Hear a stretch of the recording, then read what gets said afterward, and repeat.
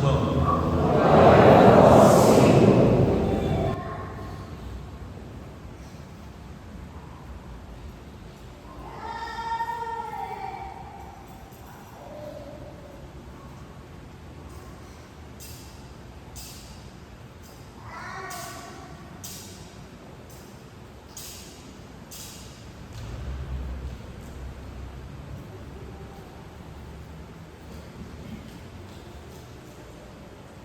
Naquele tempo, disse Jesus aos seus discípulos: em verdade vos digo, se pedirdes ao Pai alguma coisa em meu nome, Ele vos dará.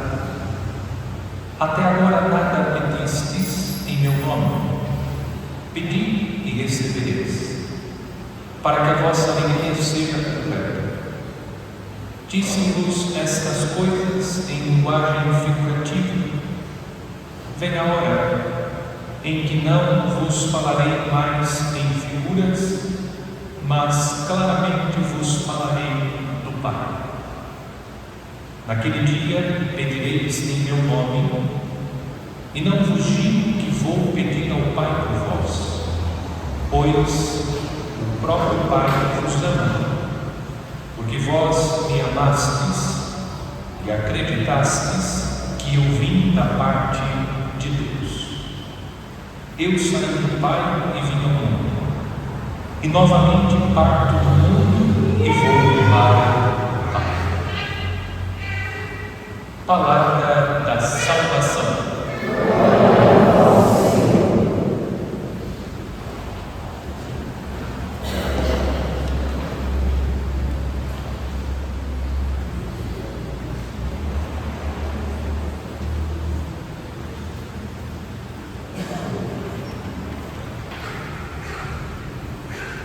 Caríssimos fiéis, seguimos ouvindo o discurso de despedida de Nosso Senhor.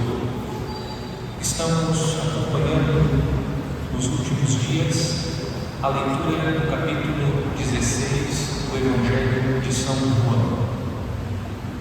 Hoje Jesus, o Evangelho, preparando os discípulos para o momento crucial da sua missão, isto é, a sua paixão e morte de cruz, e também para a missão, diz que eles devem dirigir ao Pai orações em seu nome, e as orações que são dirigidas em seu nome serão atendidas.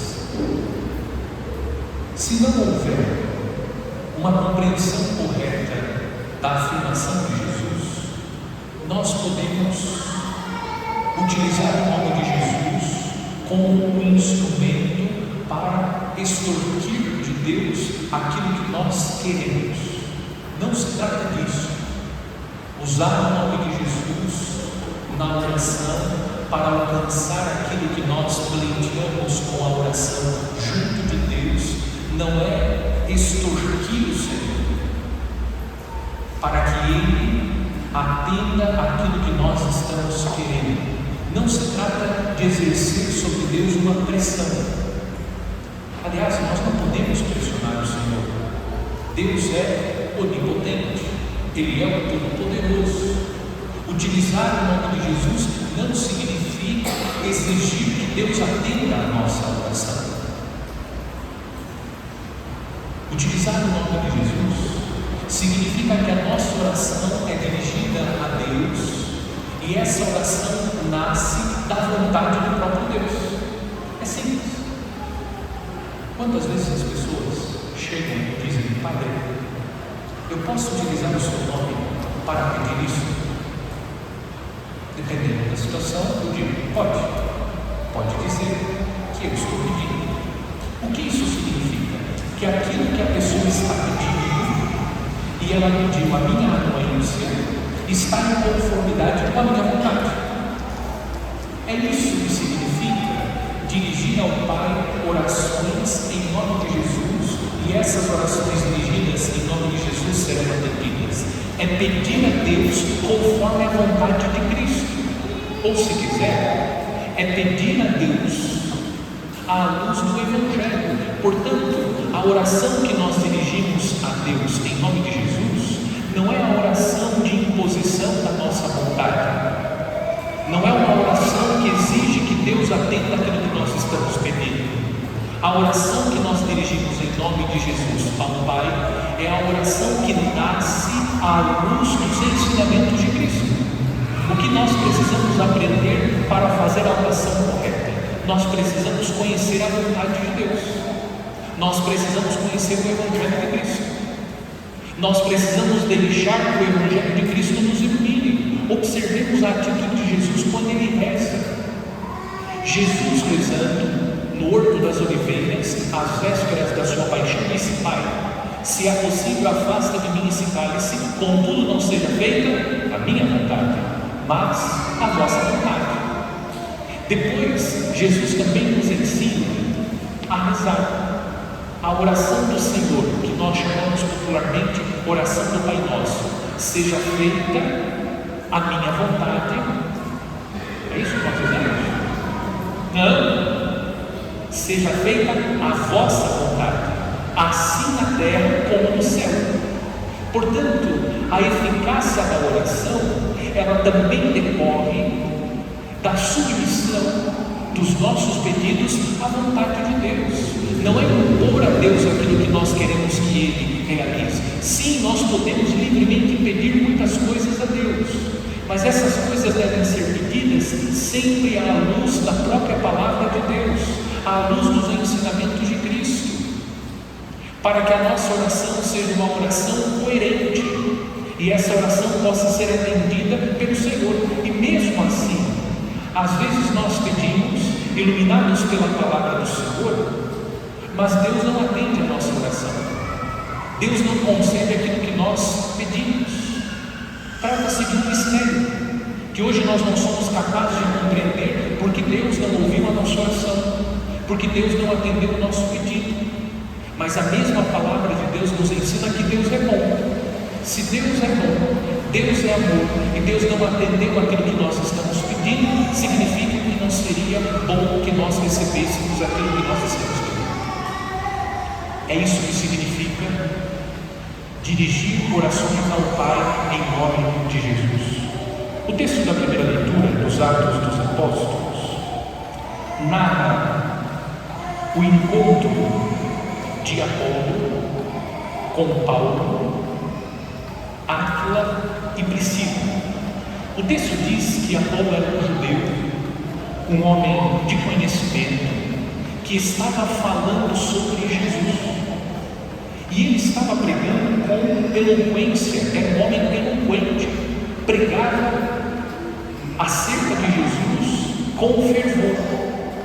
Chama a nossa atenção que Apolo, mesmo pregando sobre Jesus, o texto diz que ele pregava corretamente sobre Jesus, mas ele só conhecia o batismo de João, o batismo de João Batista. O que nós encontramos? Uma lacuna na formação de Apolo. Mas o que chama a nossa atenção no texto é a sensibilidade de Priscila e Áquila. O que eles fizeram com Apolo? Eles acolheram Apolo e eles instruíram Apolo para que ele pudesse continuar a sua missão.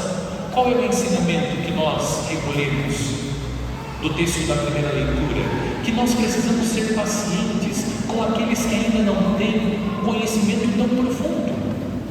Quantas pessoas cruzam os caminhos da nossa vida, e pessoas que ainda têm um conhecimento muito incipiente a respeito de nosso Senhor, acerca da igreja, e às vezes nós não temos paciência o suficiente para acolher essas pessoas. É necessário que nós procuremos cultivar a virtude da paciência, para que pacientemente acompanhemos, possamos acolher essas pessoas e ajudá-las a conhecer cada vez mais sobre Jesus e sobre a igreja. Às vezes nós nos irritamos, inclusive, com essas pessoas, por aquilo que elas estão falando, mas nem sempre a pessoa fala porque ela está querendo se opor à fé.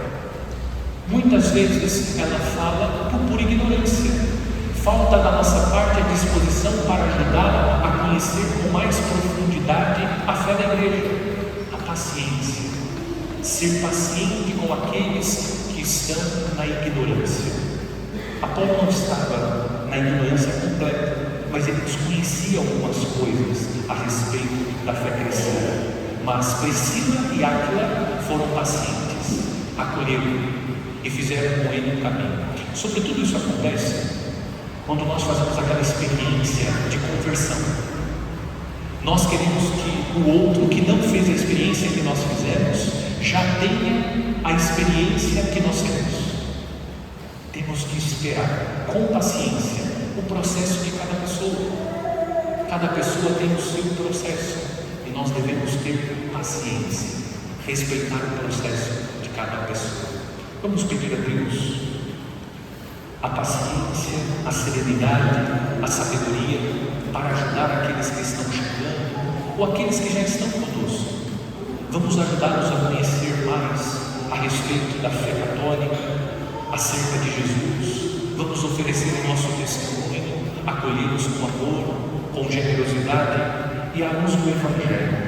Vamos procurar elaborar as nossas orações, fazer os nossos pedidos, tendo sempre presente tudo aquilo que Jesus nos ensinou, sem querer impor absolutamente nada a Deus. Estar aberto, com o coração aberto para receber aquilo que Deus quer nos oferecer. Hoje, no segundo dia da novena do Espírito Santo, gostaria de propor uma meditação sobre a fonte originante da tristeza. Recordo que o tema central da nossa novena neste ano é um versículo da carta de São Paulo aos Romanos, o versículo 13 do capítulo 8. O versículo diz: se viverdes segundo a carne, morrereis, mas se pelo Espírito fizerdes morrer as obras do corpo, vivereis. Por isso vamos meditar hoje sobre a fonte originante da tristeza na vida do homem. Em primeiro lugar, nós precisamos recordar que Deus nos fez para a felicidade. Deus não fez o homem, Deus não fez o ser humano para a tristeza. Deus nos fez para a felicidade. E nós podemos constatar esse projeto de Deus lendo a própria Escritura. Existe um projeto da salvação e Deus incansavelmente busca o homem, porque o homem se afasta de Deus, e se afastando de Deus, o homem entra na vida infeliz. Inclusive a Escritura tem essa preocupação de apresentar um caminho para a vida feliz. Jesus, inclusive, no Sermão da Montanha, ensina, apresenta um caminho para a vida feliz. Deus nos fez para a felicidade. E nós podemos também compreender esta verdade lendo o livro do Gênesis. Diz o texto que narra a criação: então Deus viu tudo quanto havia feito, e era muito bom. Tudo aquilo que Deus fez, Deus foi fazendo pensando na felicidade do homem. Por isso Deus vai criando todas as coisas e vai dizendo: era bom, era bom, era bom. Mas depois que Deus cria o homem e Deus conclui a obra da criação de Deus, vê todas as coisas que fez e diz: era muito bom. Deus é como uma mãe que prepara o enxoval para receber o seu filho. Deus foi criando todas as coisas, preparando todas as coisas para receber cada um de nós.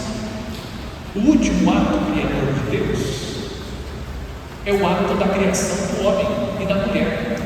Deus cria todas as coisas para que o homem seja feliz.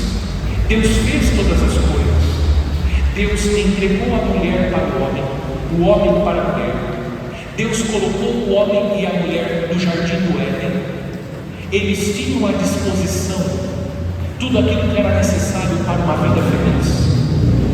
Eles poderiam comer de todas as árvores, menos da árvore do conhecimento do bem e do mal. Deus fez o homem para a felicidade. Eles viviam na mais perfeita harmonia. Nós constatamos harmonia que existia no jardim do Éden. O homem se relacionava com Deus, Deus ia ao encontro do homem, o homem desfrutava das alegrias do jardim do Éden. Mas o que aconteceu? O segundo ponto, a rebelião do homem, mas antes da rebelião do homem, a rebelião de Satanás contra o projeto de Deus. Deus fez o homem para a felicidade, mas Satanás e o homem se rebelaram contra Deus. Por que primeiro Satanás? Porque lá estava a serpente, símbolo de Satanás, que tenta o homem, que influencia o homem, para que o homem também, como ele, Satanás, se rebele contra Deus, contra o projeto de Deus. A Escritura fala do pecado dos anjos. A segunda carta de São Pedro, capítulo 2, versículo 4, diz o texto: com efeito, se Deus não poupou os anjos que pecaram, mas lançou-os nos abismos. O texto está afirmando que os anjos, uma porção dos anjos, liderados por Satanás, que é muito bom, se rebelaram contra Deus, contra o projeto de Deus. A rebelião de Satanás contra o projeto de Deus. Deus se manifesta na história, e Deus se manifestando na história, nós vemos, constatamos o amor de Deus, esse Deus que mesmo diante da rebelião do homem, que influenciado por Satanás se rebela contra o projeto de Deus, Deus não desistiu do homem. Nós acompanhamos a ação do inimigo de Deus, que quer fazer do homem um ser rebelde, um ser que se rebela contra Deus. Satanás busca afastar o homem de Deus, do projeto de Deus. E aqui está, o mal vai entrando no mundo por um ato de rebeldia de Satanás e do próprio homem. Satanás se rebela contra o projeto de Deus, ele e os seus anjos, e influencia. Nós chamamos isso de tentação. Ele tenta o homem para que o homem também se rebele contra o projeto de Deus. É assim que o mal entra no mundo. Depois que o homem decidiu ouvir a voz de Satanás, simbolizado pela serpente do Éden, o que nós encontramos no livro do Gênesis? A partir do momento que o homem decide se rebelar contra o projeto de Deus, Deus diz: pode comer de todas as árvores, menos da árvore do conhecimento do bem e do mal. Mas o homem decidiu, influenciado pela serpente, decidiu se rebelar contra o projeto de Deus, porque a tentação foi: se vocês comerem da árvore da ciência do bem e do mal, vocês serão como Deus. A tentação de querer ocupar o lugar de Deus, isso expressa a desconfiança de Deus. Deus proporcionou ao homem no jardim do Éden a felicidade, mas o homem passa a desconfiar de Deus, cedeu à tentação. O inimigo de Deus começa a soprar, e o homem passa a ouvir a voz do inimigo e não ouve mais a voz de Deus. E influenciado pela voz de Deus, desconfia do projeto de Deus. É assim que o mal entra no mundo, e começa o conflito do homem com Deus. Deus sai à procura do homem, e o homem diz: a mulher que tu me destes me deu de comer e eu comi. Depois o conflito do homem com a mulher, e depois nós encontramos no livro do Gênesis o fratricídio. Abel é assassinado por Caim. O mal entra no mundo. Portanto, o que nós aprendemos? Nós aprendemos que a tristeza entra na história do homem quando o homem decide se rebelar contra o projeto de Deus. E por que o homem decide se rebelar contra o projeto de Deus? A fonte originante da tristeza é a rebelião do homem contra o projeto de Deus. E essa rebelião se dá, o terceiro ponto da meditação, em razão da ilusão do pecado. O que acontece? Nós ficamos iludidos com aquilo que o pecado está apresentando. Ouçam o que diz o livro de Gênesis, a cena da tentação. O que disse a serpente? Olha a ilusão: não morrereis, mas Deus sabe que no dia em que dele comerdes do fruto, vossos olhos se abrirão, e vós sereis como deuses, versados no bem e no mal. A mulher viu que a árvore era boa, ao apetite e formosa à vista, e que essa árvore era desejada para adquirir discernimento. A ilusão. O pecado é uma verdadeira ilusão. Nós imaginamos que é a melhor opção, mas depois nós percebemos que é uma ilusão. O que significa a ilusão? A ilusão não corresponde à realidade. E como a ilusão não corresponde à realidade, quando nós criamos uma expectativa, movido por essa ilusão, a ilusão não corresponde à realidade, o que vem? A frustração, por isso a tristeza. Por isso o pecado provoca a tristeza. Porque nós criamos uma ilusão a respeito, e a ilusão não corresponde à realidade. Depois vem a frustração, e junto com a frustração vem a tristeza. Isso vai acarretando em nós a tristeza. Essa rebelião contra Deus e o seu projeto leva o homem à tristeza. O que Deus fez e pensou? Deus fez todas as coisas e pensou sempre na nossa felicidade. Deus é luz. Quando nós nos rebelamos contra Deus, nos afastamos da luz. E quando nós estamos tristes, mergulhados numa tristeza profunda, o que nós queremos? A escuridão. A escuridão. Essa rebelião contra Deus nos afasta daquele que é a luz. A luz traz alegria. Observemos a liturgia da igreja. Nós começamos o sábado santo com a igreja da penumbra, porque nós estamos tomados pela tristeza da morte do nosso Senhor. Mas depois que cantamos 3 vezes, eis a luz de Cristo, demos graças a Deus, 3, que nos remetem aos 3 dias de Cristo no sepulcro, e ao 3º dia Ele ressuscitou, a igreja é iluminada, a igreja é tomada pela luz. Portanto, hoje nós aprendemos com esta meditação que a tristeza, ela decorre dessa rebelião, da nossa rebelião contra a vontade, contra o projeto de Deus. Isso vai acontecendo nas pequenas coisas. Quando nós ignoramos, passamos a ignorar aquilo que Deus nos pede, o projeto que Deus apresenta, nós passamos a percorrer um caminho marcado pela tristeza. E Deus não nos fez para a tristeza, Deus nos fez para a alegria. Nós experimentamos essa realidade da própria carne. Quando pecamos, nós somos tomados pela tristeza, mas depois que reconciliamos, que vivemos a experiência da reconciliação com Deus, a alegria volta a reinar nos nossos corações. Hoje nós vamos meditar apenas sobre isso. É importante que nós reconheçamos que a nossa rebelião é a fonte originante de toda a tristeza. Alguém poderia dizer, mas Padre, Jesus ficou triste também. É verdade, Jesus ficou triste com a morte do seu amigo Lázaro. Veja, mas a morte entra no mundo como fruto do pecado. Mesmo aquela tristeza que nós sentimos, que não é fruto do nosso pecado, a tristeza está sempre relacionada ao pecado. Alguém que fica contente quando vê no noticiário que uma criança foi assassinada? Não, ficamos tristes. Veja, essa tristeza é fruto do pecado. Alguém tomado pelo mal tirou a vida de uma pessoa. Observemos que a tristeza, ela tem uma relação profunda com o pecado, e o pecado é a rebelião contra o projeto de Deus.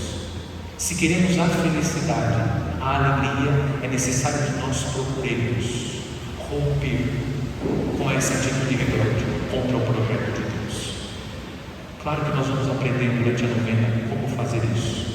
Qual é o caminho que nós precisamos percorrer para vencer essa atitude rebelde, essa rebelião contra o projeto de Deus. Por isso perseveremos na sala do cenáculo. Nós entramos ontem na sala do cenáculo, para que o Espírito Santo de Deus nos ensine e nos aponte qual é o caminho que nós precisamos percorrer, para que prevaleça em nós o homem que busca as coisas do alto e possa morrer em nós o homem que busca as coisas da terra.